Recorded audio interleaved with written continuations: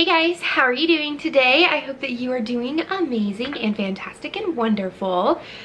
If I don't seem as high energy as I normally am, that is because I just got my second vaccination shot. And I just all of a sudden got really tired and really cold. But I wanted to film my wrap up for March. I think that for March Mystery Madness and just like reading in general, I think I did a pretty good job. Like, I'm very proud of all of the things that I was able to finish in the month of March. So without further ado, let's jump into this. So the very first book that I read was The Listening Path. I actually listened to it on Libro FM, and it's The Creative Art of Attention by Julia Cameron. And it is a nonfiction book that's all about trying to find the creative in you. I started out really enjoying this book. I mean, it made me start writing in a journal again. I really loved the idea of really focusing on people and really listening to what they're saying. And I would also, I was really wanting to give this book really high stars until probably the last like 15-20 minutes of the audiobook. It just seemed like pushing an agenda in a way, I guess. Like, it started talking about how if you want to speak to spirits, that they will they will listen because you want to speak to them, and like talking about like a psychic and things like that. And I'm very science-based in my beliefs, not knocking anybody who has a spiritual belief in any way, shape, or form. There were tons of faith testimonials in this book, and she believes in God and everything, and that didn't bother me in any way, shape, or form. But the last part, it was just sort of like very preachy at me, and I didn't enjoy it. So I gave this book a 2.5 stars. I wasn't the biggest fan of it. The next book was a reread for me, and that was Fahrenheit 451 by Ray Bradbury. 5 out of 5 stars. I always give it a 5 out of 5 stars. I have read this book 5, 6, 7. I have no idea how many times since the first time I read it in 9th grade.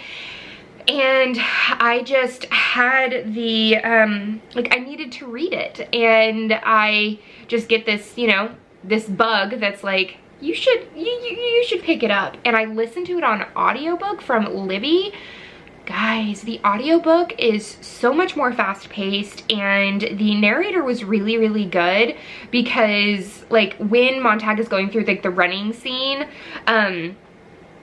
it like you feel your adrenaline pumping, you feel as though you are running as well, and it's so cool. And I just really enjoyed listening to it on audiobook. I actually listened to a lot of books on audio this past month, and that's a first for me. So that's something new that I'm doing. I think I read like 4 or 5 books on audio, and I've really enjoyed it. Whew. Courtney needs to slow down, guys.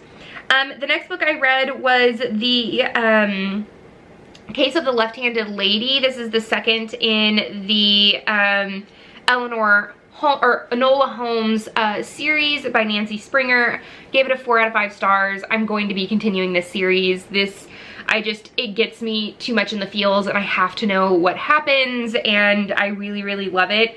Then I read The Sunken Motel. I listened to that on audio by Simone St. James. 5 out of 5 stars, guys. It was so good. I love Simone St. James more than I can like really admit. If you love books that go back and forth between time periods and perspectives, Simone St. James is the author to pick up. Broken Girls and The Sunken Motel do that very well.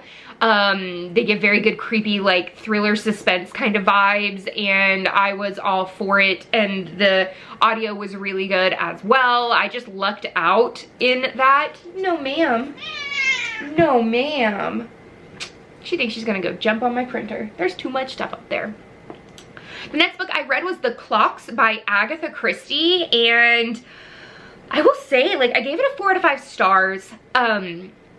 I didn't figure out the whodunit, but that's like what she's known for, and it's about this this murder that happens in this blind woman's house, and it's supposedly connected to this girl, and who is a like, she types up and writes notes for people, like that's her job. And it was very, very crazy, the like figuring out the whodunit. I had no clue, literally zero clue at all, the whodunit. Then I read Tilly and the Book Wanderers by Anna James, and I gave that a 4 out of 5 stars. Hello, Cleo. A 4 out of 5 stars, and I loved it enough to purchase the second book in the series. I am gonna do a book haul very soon, and so I really liked just like the idea of really going into the books that you love, and I'm not gonna spoil anything like that. I mean, the Book Wanderer, it's like, sort of tells you in the title. Really good. I highly recommend it if you like middle grade and like fantasy, like it's really good. The next book I listened to on audio, and that was Alice Hoffman's Magic Lessons. This was so good on audio, guys. I loved it so much. Again, 5 out of 5 stars. It was just so good.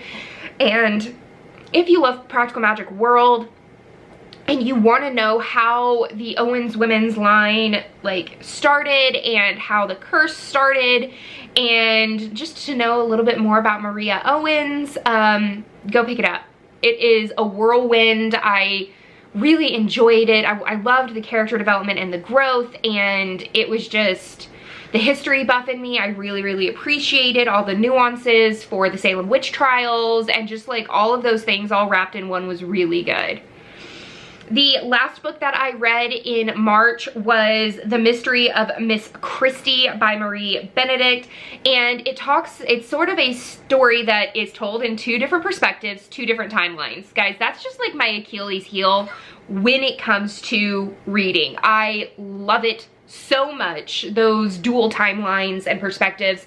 And it takes place early in Agatha Christie's life. This is fiction, but it takes place early in Agatha Christie's life before she becomes a writer, and how she fell in love and married her husband. And then it fast forwards to her husband's perspective during the 11 days that she went missing, because that is still a huge mystery. Even in her autobiography, which I purchased recently and I'm excited to get in, she doesn't talk about those 11 days that she went missing at all. And so I'm really looking forward to reading her autobiography and sort of like seeing more about Agatha Christie, because like this book, even though it was fiction, it felt like it was so plausible. I'm not gonna ruin anything for you. Everything that I said is like on the front cover or the back cover and all of that. But if you like Agatha Christie and you like the sort of like conspiracy theories on where she went during those 11 days, you should go and pick that up. I really enjoyed it. So those were the 8 books that I read in the month of March. What did you read? Did you participate in March Mystery Madness? Let me know. Have you read any of the books that I've read? Tell me what you think. Do our thoughts like differ when it comes to them? And what do you think about audiobooks? Like, do you listen to audiobooks? When do you listen to audiobooks? I am very much a newbie in audiobooks, so I'm interested to see what other people think. But that's the end of this chapter of Courtagonist. Please give this video a thumbs up and subscribe if you haven't already. And until next time, guys, happy reading. Bye.